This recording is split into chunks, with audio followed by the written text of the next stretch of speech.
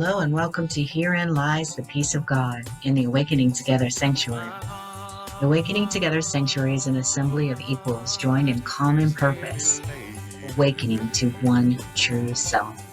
Within an appearance of many faiths, many cultures, and many symbols, we seek to discern one truth and to rest in its embrace. The host of Herein Lies the Peace of God is Reverend Jacquelyn Eckert, the President and Minister of Awakening Together.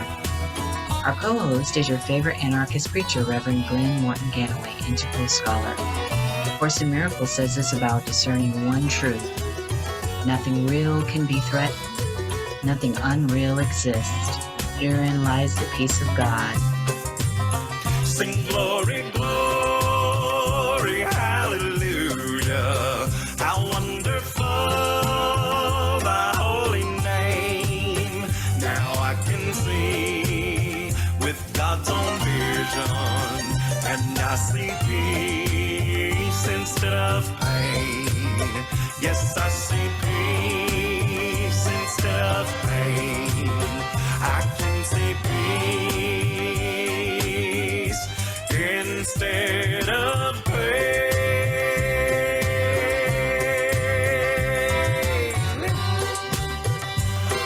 Amen.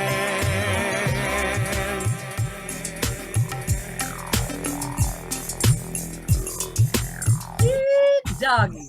Gotta have it. Thank you.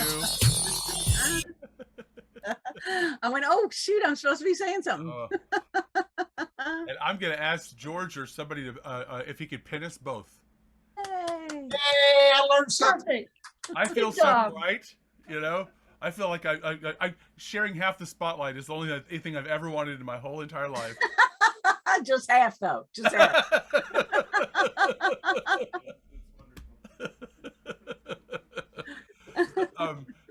Tell them why we're spending all this time in setup so we can have a conversation. What are we going to do? We're going to have a conversation about NTI Luke Chapter 15. Last week, Glen Ganaway and Reverend Cindy Krupp talked about NTI Luke 14.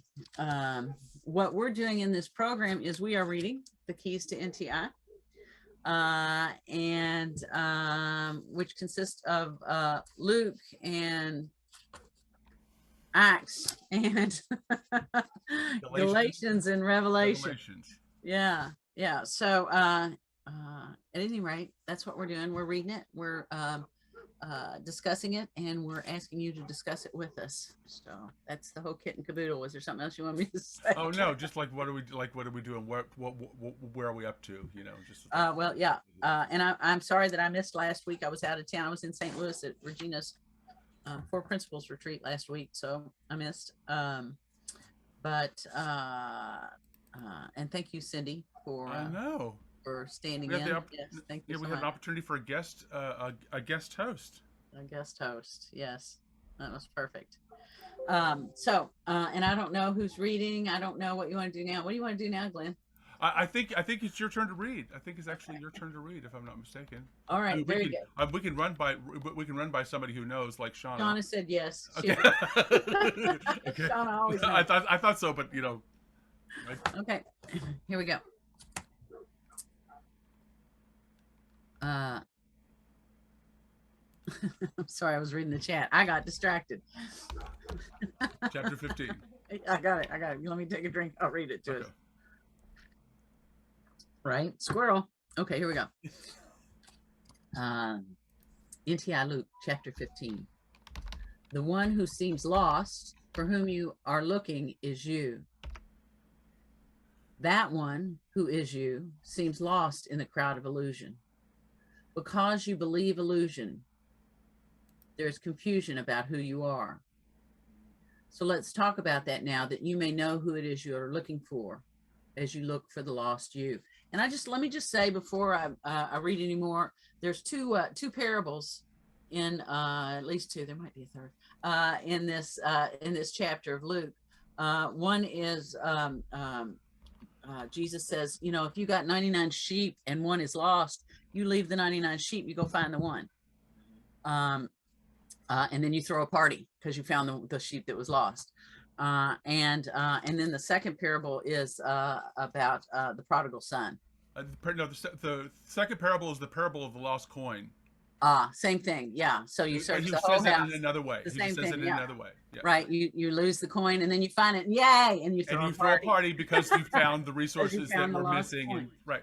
Exactly. The and resources then the third always one, belonged to the people. The resources always belong to everyone. And then the third parable is the prodigal son. Yeah. And as you all know, one son goes out, squanders his inheritance, party, and he comes home and dad kills the fattened calf for him, and the other brother who stayed home the whole time goes, "What the heck?" WTF, Dad? So, well, WTF, Dad? Exactly. Yeah, and another party. Yeah. So we're talking about the lost sheep, the lost coin, and the lost son, basically. And so let me start again with that knowledge in mind. The one who seems lost, for whom you are looking, is you. That one who is you seems lost in the crowd of illusion. Because you believe illusion, there is confusion about who you are. So let's talk about that now, that you may know who it is you are looking for as you look for the lost you. I have already said that you see yourself as a separate identity. This you willingly acknowledge, but you acknowledge this as a fact when it is not a fact. It is a perception. The you that is lost is not lost in reality, but it is lost within the perception of yourself as separate. For you are not separate and never have been and never could be. It is only this truth that is lost to you. I have told you before that the truth is always true. The truth is that within all of creation, there exists nothing that is separate or apart from creation in any way. I do not mean that each thing you see is a part or an element of creation, yet somehow independent as well. I mean that there is no independence. Everything that exists is one.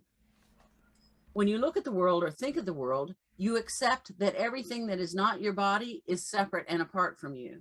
Your friends and family are separate. The furniture within your house is separate. Even the clothes that you're wearing on your body are seen as separate from you. I am saying this is not true. This perception is illusion. And this is why I say that you are lost to you. And so this course must be a course in finding you. Everything that is put forth in this course must be put forth to help you discover the truth of you. This is why there shall be rejoicing when the one that is lost is found, because the one that is lost is all that is. And when it is found, it is all that is needed. Let's look at the parable of the lost son, which seems to be a story of separate and independent beings, but cannot be, since there are no separate or independent beings in truth. The father within the story is the same as me. There is no difference between us. You are the one who seems to be the lost son. However, you cannot be the lost son in truth, since you are one with me. The journey that this son seems to have taken is a journey in the mind only. In other words, you have traveled away from me in the perception of yourself. But this journey has occurred in perception only. We are not separate in any way.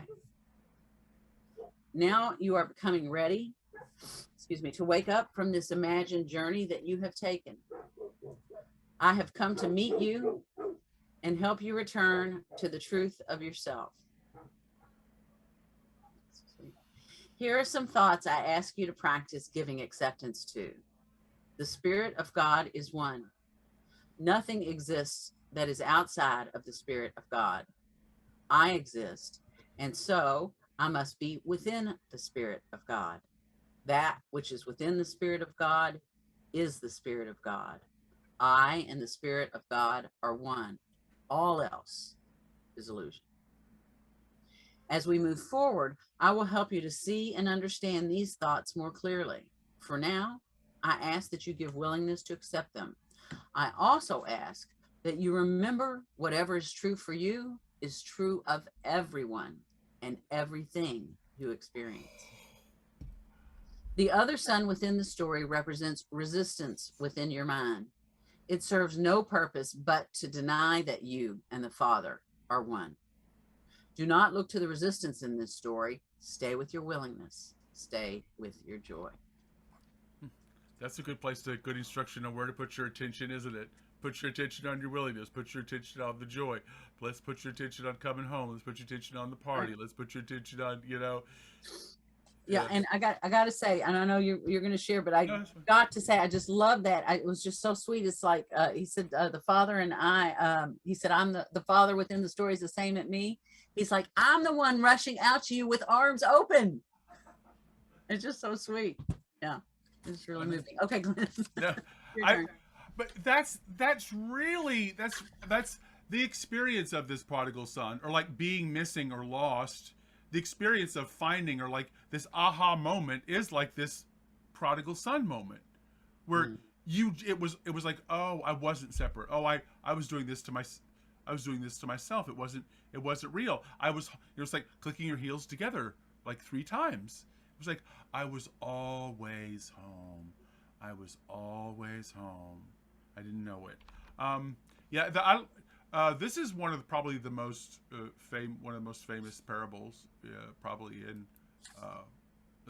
the Bible. I think everybody knows this. In fact, I think, if I'm not mistaken, the last time I did some like cursory research on this, it's like this parable, or this story, is in lots and lots of different cultures and things like that. The story of the son or the daughter that leaves and comes, gets in trouble and comes back and is welcomed back into the tribe, is forgiven, and all this other stuff. So there's not I think that's kind of nice to know this is a universal way of talking about these ideas. We're on chapter 15, the parable of the lost sheep and the parable of the lost coin. Starts it out. The one who seems lost, for whom you are looking, is you. You could put that into into every single Star Trek scene, that you're looking at, because that's how grand it is. It's like, that's how absolutely frigging under your nose it is. How absolutely, it is that grand. It is that beautiful. It is us. It's like, to back away from our own expression of abundance and joy and all of this is to deny who we are. And that realization is like, no, I'm the party. I'm not the, I'm the joy in this. The one who seems lost, like, I've lost my joy, I've lost my spunk, I've lost my raison d'etre. I lost, we talk about losing an attitude, or losing a reason to do something. We were talking about, earlier in the lessons, you can't sacrifice what isn't real.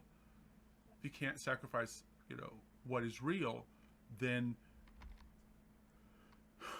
it can be like easy, like it speaks to being like natural. She goes, and it continues, there is no independence, and independence is in italics. There is no independence. Everything exists as one.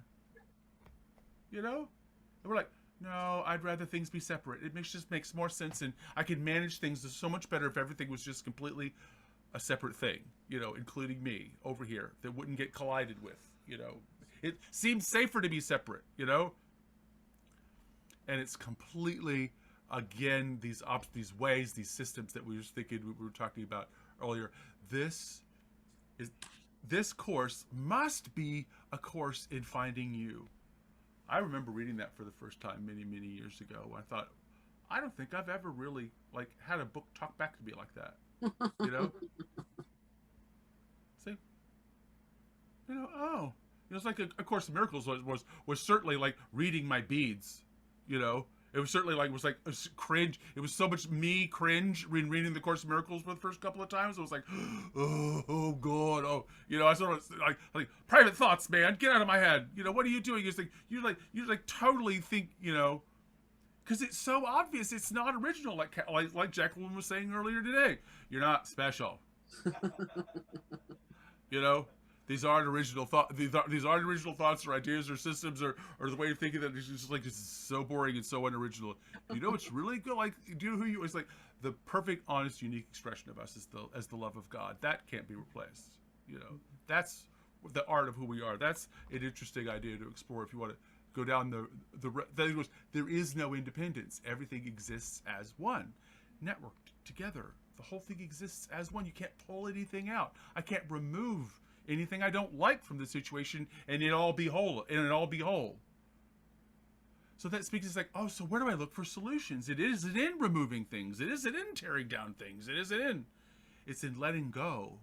It's in moving in the direction of what is real and placing loving attention where it is creative, where I can create what is true. This course must be a course about finding you. Everything that is put forth in this course must be to put forth to help you discover the truth of you. You know, Padawan. So the parable, it's just the parable of the lost son is where she gives it. And you know, I hear these italics things and I want to like make mantras out of them. So I kind of play with melodies and stuff, just try to sing these things in my head. You know, sounds like a mantra. The Spirit of God is one. Nothing exists that outside of the Spirit of God. I exist, and so I must be within the Spirit of God. That which is within the Spirit of God is the Spirit of God. I and the Spirit of God are one. All else is illusion. Sounds like a beautiful, beautiful, beautiful mantra. Remember, you know, what is true for you is true for everyone and everything you experience. You know, which means is my experience is for sharing. My experience is valuable. It does show the way home. Everybody's moving on the way home. My road, my difficulties, my understanding, my fault, my failures, my ignorance is helpful to others because we're all the same. When I do it wrong or I can't do it or I can't see it, my experience of climbing out of that or learning how to do it is helpful because we're not separate. That's nice. Choose willingness and joy, not resistance and illusion, and stay with your joy. If I could get that, well, I don't know, maybe that's my purpose and maybe that's my mission statement. You know, there's a mission statement. Just stay with your joy. I don't know. Might be a good one. I'm all for, it's like, if it's not making me happy, if I don't have endless energy for it, if I don't have, it's like, this isn't the coolest thing. It isn't like the condo moment. Does this bring joy? Does this bring joy to me? And if not, throw it away. You know? Yes. Let it go. You know why you can let it go? Because it's not valuable to you. You know it's not valuable to you because it's not bringing you, it's not fulfilling the promise that you've set on it. This object is not your mother. It's never going to be your mom or whatever, you know? So that's so, she's so kind in this. Choose willingness and joy. Don't resist. And just stay with your joy. And like, while as we do this awakening process, I'm right here with you. I'm not going anywhere. You know, just lovely. I think she does it. So I'm interested in what you got about how you want to talk about the prodigal son, because I've been that prodigal son. Who here's the black sheep of their family? You know, right? Exactly. Do you see what I mean? Oh wait, no, I'm not. I'm not special. I know. But he said, that path of going away to come back is a really tested and tried and true path. That prodigal son path, leaving home to do it, you know, and in the Quaker community, they don't let you, like, is it Quaker or is it Mennonite? I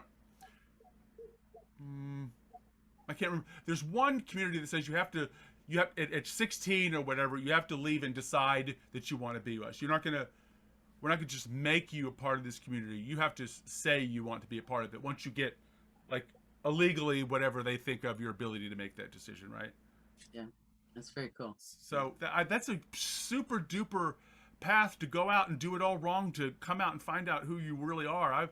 I've done that. I've gone the scenic route. I think that's a completely, it's called your 20s, I think. You know, might be. And 30s. 30s, you know. I moved to New York when I was 35 years old. You know, that's how long it took. You know, it's like that's how much was wound up before I got to New York. I shot out of Kansas City like I was 3 feet deep in New York City when I got there, into the granite. So anyway, but I like the prodigal son. I like the prodigal son metaphor, because it's like, yeah, I want to come home, because what stops us from doing this is I can't go home. I can't go home. God's already rejected me. I'm just having to manage with this rejection. It's beautiful. So I'll keep talking. I love to hear other side of you. Thank you, Glenn. Thank you for your share. It was interesting to hear that the prodigal son story is in many different traditions. Now, but you're not talking about the hero's journey, right? No. That's a different. Okay, all right. Just checking to see. Nope. Okay. It is sort of, it lends itself to that. You're right. I mean, this is kind of, you can place a hero's journey narrative on top of it, but it is not it's not like in that tradition of hero's journey. That's very good. Thank you. Thank you. All right. So this chapter says, well, you heard it, but it says that truth is so far beyond perception that it's just difficult for the thinking mind to grasp, because the thinking mind starts on the basis of another assumption, and that assumption is that we are separate, and that permeates everything. It just permeates everything.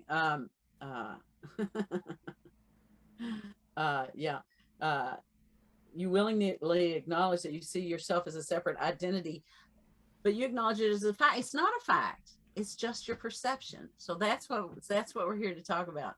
And you are lost within that perception. So what we're doing is we're undoing that perception so that you can know the truth of yourself, which is beyond perception. And then I love this where it says, the truth is that within all of creation, there exists nothing that is separate or apart from creation in any way. And I love it that Holy Spirit goes, now, you are probably hearing something different than what I'm saying. You are probably hearing that we're all connected. I didn't say we're all connected. I said we're all one thing. There's only one thing going on here. You all may have heard the analogy. I was just talking with a friend the other night who doesn't really do this stuff, so I was explaining what we talk about here at Awakening Together, and the analogy is that of electricity, right? Electricity seems to come out of that light bulb, and that one in there, and that one in there, and the one at your house, and and this computer and all of that. But there's only one electricity, right? Even though it appears to be coming out all these different outlets. You can't, say this electricity and that electricity. It's all one thing.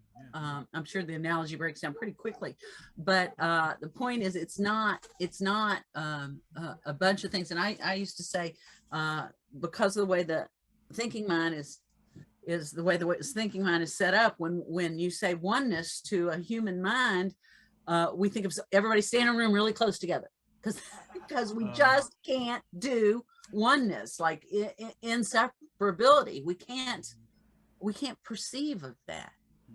The only place we know of that is in our heart, and it just resonates there. Is beyond words.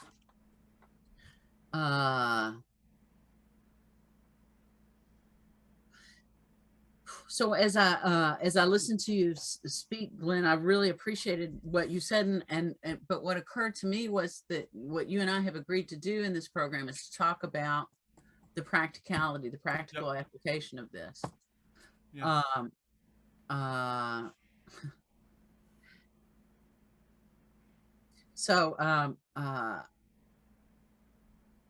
Holy Spirit says, I'm saying that this perception of separation is not true, that this is illusion. And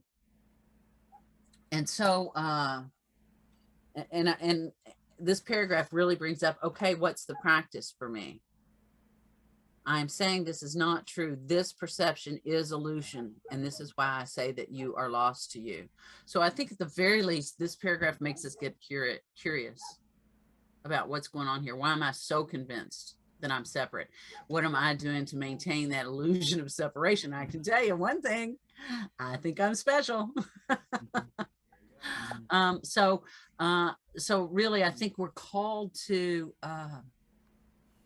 obviously we're called to let go of the perception, because perception is the only thing that seemingly keeps us from God. from one another, from recognizing our oneness. And it only seemingly does that, of course. But so again, like I said this morning, I think you got to call it out. You got to call it out. You know, when I want to elbow my way in front of you to get the best table in the restaurant, you know, Yeah. I need to go, wait a minute. What am I reinforcing here in my perception? Let's see. And I love that. I love this. This is so good. So at first it said, you're the one who lost. And then we're like, yeah, it's me. I got it. I know I'm lost. I'm lost. And then you get over to this paragraph and it goes, okay, so this whole oneness thing that we just talked about, this is why there'll be rejoicing. There'll be a party. This is why there'll be a party when the one that is lost is found, because the one that is lost is all that is. It's like, once you make the discovery that everything is one, you know, see and seen, like you guys say, right?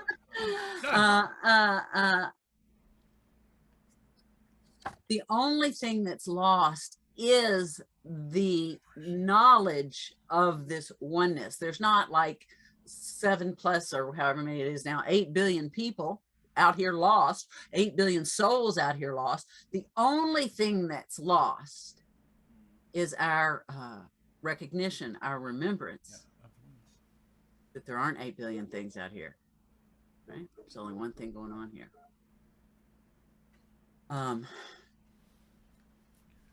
And it's a party. Time to party, yeah. It's a party. It's a party. And that's why this is so exciting, right? Yeah, I think so. Because we're all coming to that recognition. How come we're all coming to it? Because there's only one thing going on here. There's only one of us out here, if you will. We're all coming to the recognition that there's only one thing going on here. And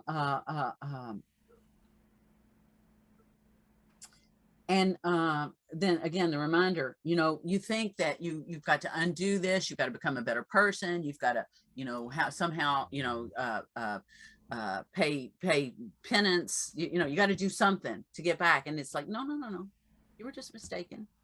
You're just mistaken. Just drop all that other stuff and come on in the door and have a party. In fact, this is so foreign to the thinking mind that there's a poem here. It's I don't know, I can't see myself, but it's here in can you all see it? Yeah. In italics? Yes, the poem in italics. The Spirit of God is one. Nothing exists that is outside of the Spirit of God. I exist, and so I must be within the Spirit of God. That which is within the Spirit of God is the Spirit of God. I and the Spirit of God are one. All else is illusion. Okay, how many times can you say that? It's like there's only one thing going on here. There's only the Spirit of God. There's only the Spirit of God. There's only the Spirit of God. And if you think you are outside of God, if you think you're outside of that Spirit, that's just a misperception. So what do we do? Party. Yay. Like the lesson today was get on the little bridge back to reality. It's not that far. Like getting correcting this is not a big correction. It's not a big correction. It's not. It's a simple misunderstanding. So, but again, this is so far out of the realm of what we're used to that Holy Spirit goes, look, I know that you're not going to be able to swallow this right now, even though I've said it as plainly as I possibly can. So at least just give your willingness to believe that it's true. And how do we give our willingness? Well, we act like it. We don't shove the person out. Oh, wait, that was my table. Right? And if we do, we take it back. I take that back. That's not the world I want to live in. That's not what I want to reinforce. I want to see this book says we're one. I believe it. It resonates here. Show me.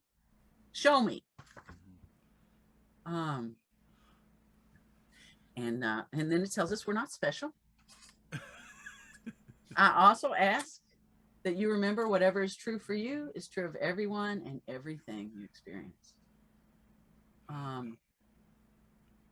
And, you know, you're going to get a lot of this. Oh, if I do that, I am just going to be a doormat. Everybody's going to think they can walk all over Jacquelyn, right?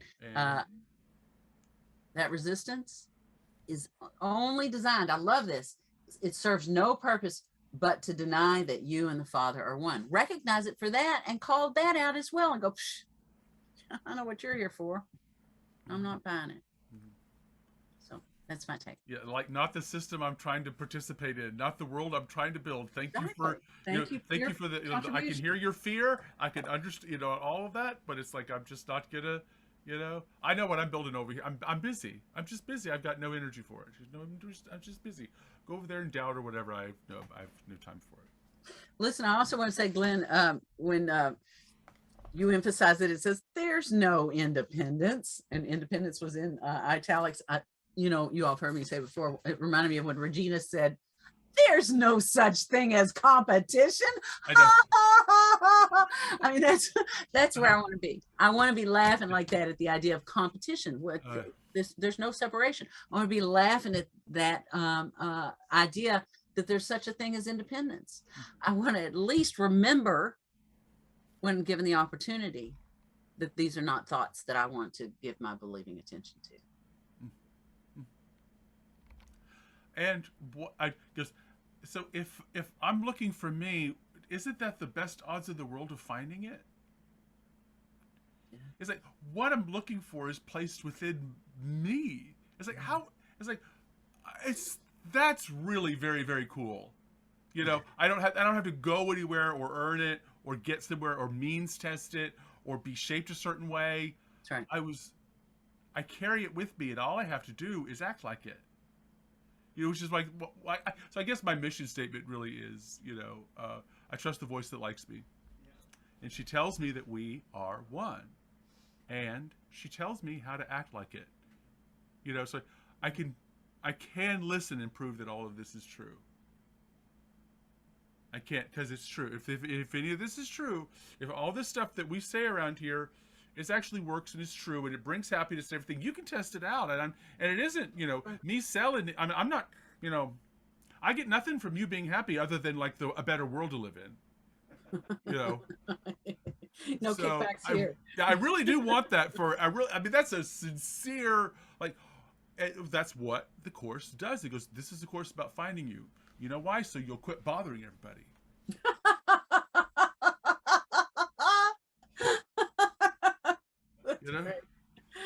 Like, prove I'm this. Really validate this. Tell me I'm worthwhile. I know. I'm special, damn it. Better show it too. I'm special, damn it. Shall we see if anybody else has something they want to say? I don't know. I think all of us might have some experience with being the prodigal son, or how this what you're looking for is you kind of like moment landed on us. Who can we spotlight? Oh, Cindy, can we spotlight Cindy? Cindy. Can George? Can you manage? No, she'll be spotlighted. Okay. She's fine. Don't worry about it, George. Okay. So the first thing is that I love not being special with you, Jacquelyn. I loved every moment of this morning. I love not being special with you. I love not being special with all of us. Amazing. Second thing, just because I've been playing that trust video from Early Insights. I did it twice in Gentle Healing. I did it in every meeting I've been at outside of, and it's this one too. It says, please stop trying to figure out anything, just trust and step back. Those 6.5 minutes I'm going to find in every teaching everywhere, which is the next thing I wanted to say, because I had to, because you said we were all one so many times. I went to the very last live Course in Miracles conference in Boston. I don't know if anybody else was there, but I said I had the same joke every time I stepped in an elevator. How many Course in Miracles students does it take to fill an elevator? Because there were tiny elevators, and every meeting was on a different floor. Pre-pandemic. But the other thing I wanted to share is that in That's funny. where we are in gentle healing right now is in the last, like we're at the end of Revelations. And I've been listening to Regina. I've been crying, I think, every day for the last couple of weeks. Something is shifting, but there are a couple of things conducive to this conversation. The number one thing was Regina was just reminding everybody that NTI was written for her, and it was part of her awakening, and where she was in Revelations. When she goes back and reads Luke, she says everything in Revelations is in Luke, and it blows her away that she didn't see it. But she, it's the whole teaching of the code again. Everything, truth teaching always reaches us where we are. And she was talking about how all of NTI is a spiral.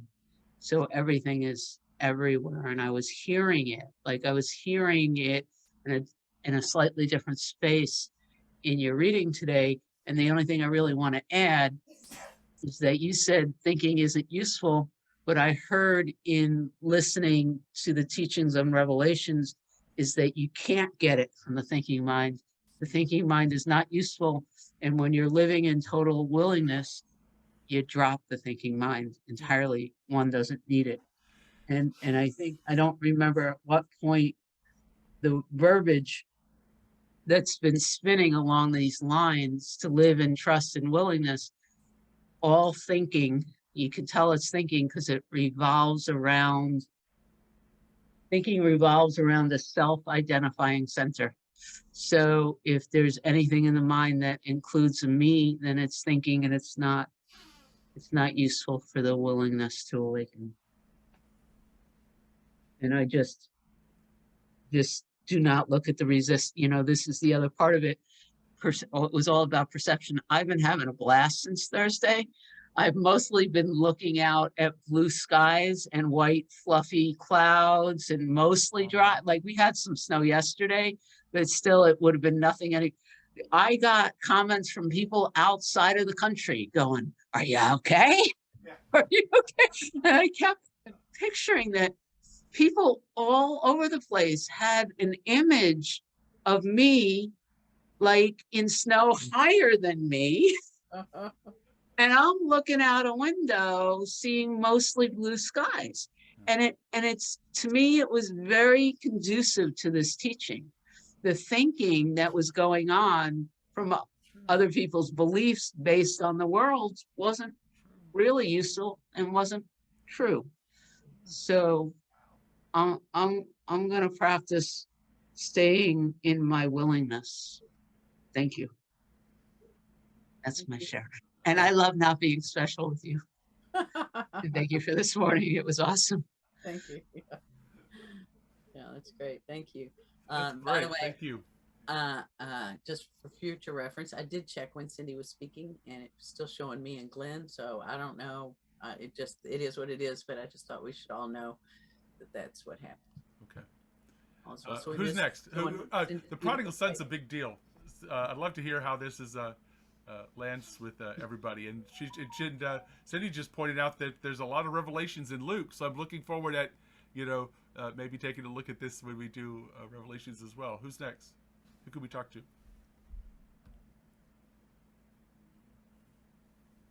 This is not news to y'all, huh? Prodigal son. Who needs it, right? George?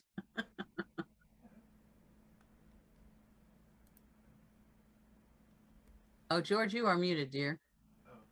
But you're... Okay. Did I add myself? You did. I added myself. Okay. All right. Well, one of the things, the prodigal son is one of my favorite parables. I know, me too. And I cry every time I read it or think about it. There's something very visceral there. Yeah. But, and I think I heard someone say, I'm going to say Regina, but I'm not going to say Regina said this, but somehow the prodigal son can also represent attention. Attention goes out from the father, goes out to party, and then at some point decides, hey, it ain't what I thought it was going to be. I want to go back to my Father. So, and so if you think about that, if attention leaving the Father and returning to the Father.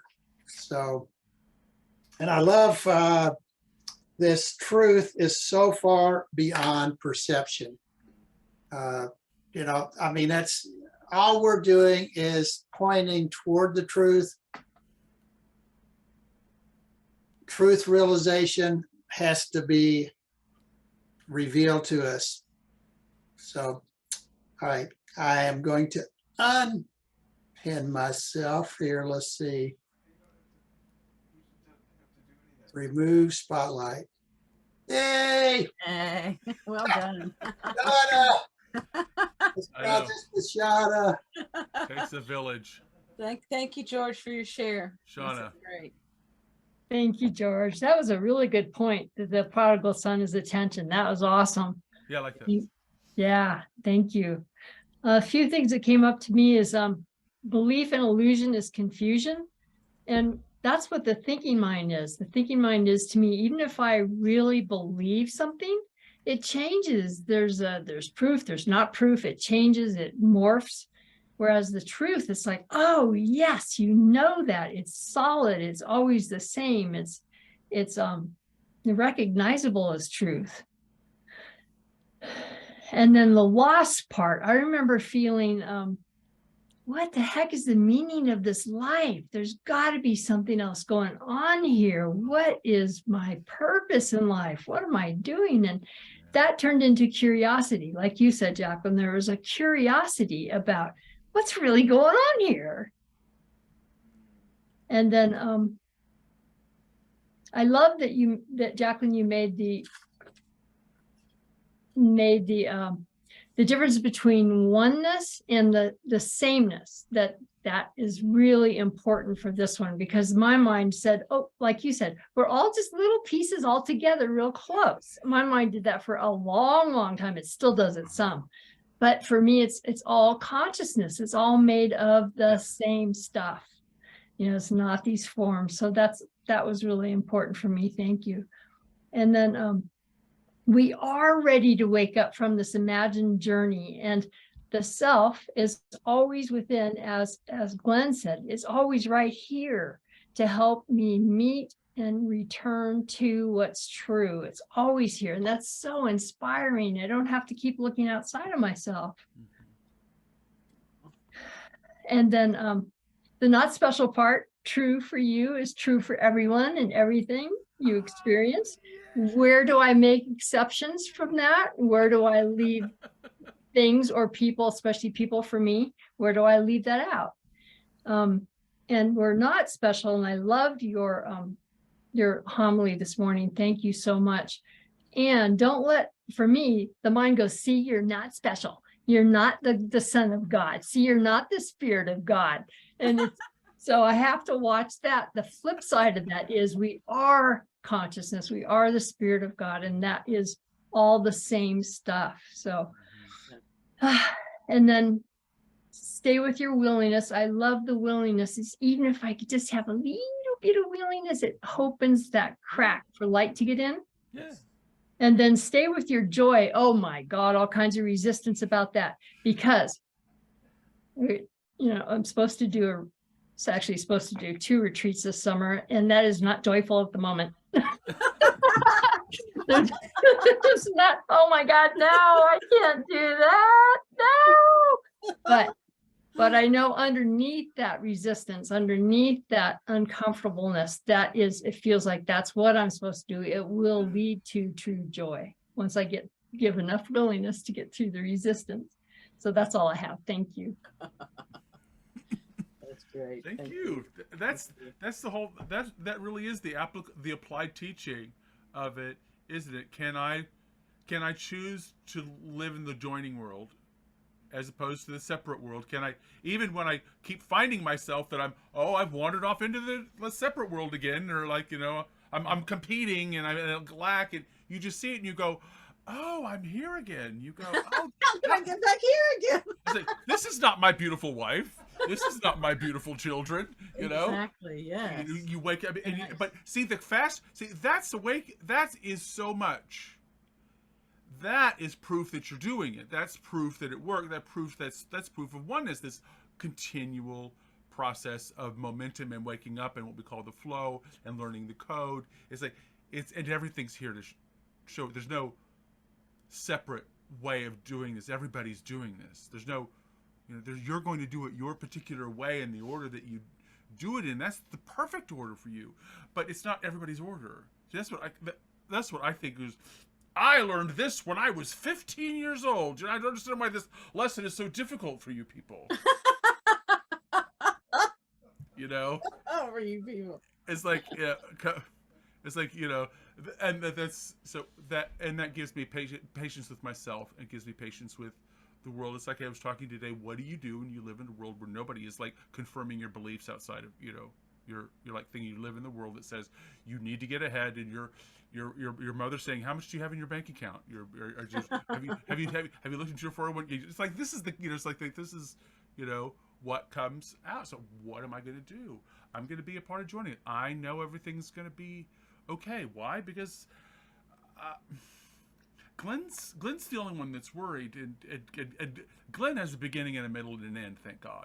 Yes. And I happen to know I live in a benevolent universe. Yes. I live in a benevolent universe. Yes. What system do I want to participate in? Yeah. The one that actually exists, or the one I have to double down, try really, really, really, really, really hard to make real? But we're in the last bit. Well, I wanted to respond to something that Shauna said. Right. She was talking about, she was actually responding to something I said about the curiosity, and it makes you ask the question, what's really going on here? And I heard very clearly, and what's my part in it? Because we are told over and over and over again that we have a choice. So my part in it has to be, and we heard it from Leo, right? Leo Guru, who said awareness alone is curative. But my part has to be finding the choice point. Right? Being aware that I have a choice, and here's the choice. Okay, I did it good. Okay, let me try again. Let me do another choice. I mean, that's my part in it, is identifying those points where I can make a choice, for higher vibration. Right? I can make a choice to act consistently with the truth of oneness, or I can act consistently with my belief in separation. Those are my options, right? So when are those options presented to me? I need to be ready. I need to be looking for those options. And guess what? It's here, right? All the time. These are, I make it sound like, oh, I got to look for it. Like, it's discrete happening, but it's not. No. The choice point presents itself over and over and over again. And so that's why I have to be curious, not only about what's really going on here, but what's my part in it. That conscious awareness of where we're placing our loving attention, and learning our own habits, our habitual thinking, learning our own ways of like prodigaling our son out of a good time, so that keep walking away from the good life, so that we could, I don't know, pursue something else, and we keep coming back you can come back every single time, the moment, the love is always here. It doesn't change for all of us, for any of us, no matter what happens. Well, and again, and I just love the way Shauna said that. I mean, it really struck me when we read it about, saying the father in this story is the same as me, and I'm coming out with open arms. But Shauna said the self is always here to help me meet and return to the truth. Or to meet me. I don't know. She said it really well. Thank you, Shauna. Well, I think that's unless we can get one more person, we can the last couple minutes here. Prodigal son. All right. Yeah. Let's bring Yolanda into the conversation and wrap things up here. Come on in. Hi, y'all. So I was really struck by a few things here. We live in a benevolent, did you say we live in a benevolent world? Is that how you say Universe. it? Yeah, I said universe. Yeah. You can What'd say you say? world. Okay, all right. Okay, so that with the specialness that you were talking about this morning, and looking at the parable of the son, the prodigal son, made me think that how that story is an example of specialness. How, I'm going to take my inheritance and I'm going to run off to the city and I'm going to make it big for myself. I'm special, la la la. And it Yeah. just can't, putting this framework around it with the special and then realizing that the true nature of life is benevolence. Like we live in a benevolent, like really we live in a benevolent universe, because everything is provided for us. The abundance is the state of natural being, and so for the prodigal son to realize that, oh, I don't have to be special. What a burden it is to like carry that specialness around. You know what I mean? And I see that Yes. reflected in my own life. Like what a burden it is to think of Yes. myself as special, and because I have to have all the answers and I have to be perfect and I have to, and so to release that and realize that I live in a benevolent universe is just wow. I mean, like, whew, what a Thank God. relief. Thank God I can set this down. So I really thank you for bringing that, all of that, into my awareness today. Oh, thank you. You said it beautifully. You pulled it together beautifully. Thank you. It was perfect. It's perfect. I got to tell you too, with the death of specialness is death of the I am bad belief too. I see it clear as day, and I am thrilled to see that. Bye, Cindy. Are you leaving? You're not going to stay for clarifying the teachings? Oh no, I was saying goodbye to the I am bad belief. Adios. No, I got sets on tonight. I'm not going anywhere. Okay, good. I was just saying bye-bye, I am bad. That's great. That's great. Thank you. Glenn, you want to play the outro? I do. You've been listening to Herein Lies the Peace of God with Reverend Jacquelyn Eckert and Reverend Glen Ganaway. To find out more about Jacquelyn and to donate to Awakening Together Sanctuary, go to www.awakening-together.org. To find out more about Glen and to donate to the Mighty Companions Ministries, go to www.glenganaway.com. That's GLENGANAWAY.com. I can see peace instead of pain.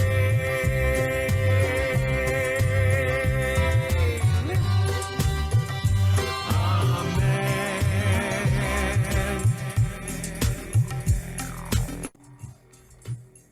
Thanks, everybody. Good night.